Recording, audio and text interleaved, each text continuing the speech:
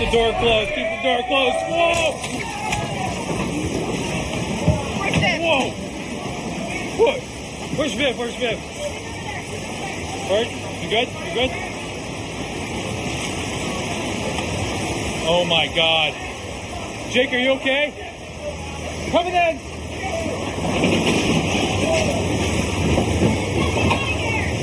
Get out of here! Oh my goodness, so much for keeping the door closed. This wave had a different mind of its own. The dramatic footage here captures the moment that massive waves, they pummel a U.S. military base in the Marshall Islands. The dining hall on the remote base in the South Pacific was hit hard by a series of strong waves. Now, the person who shot the video said, quote, "I saw my friends disappear in front of my eyes."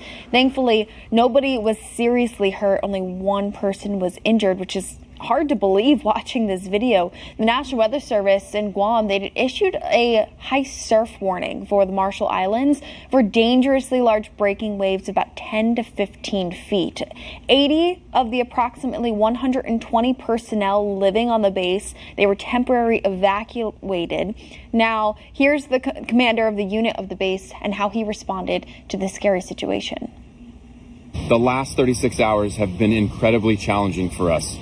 2 nights ago, we had a series of unpredicted, gigantic waves wash over the north point of Roy Namor. Let me tell you, I have been so impressed with Team Quad's response and the outpouring of generous community support. This is going to go down in Quad's history books as one of its most challenging times ever in its 80-year history. We will get through this, and we are settling in for a marathon of recovery ahead. It may last months or even years.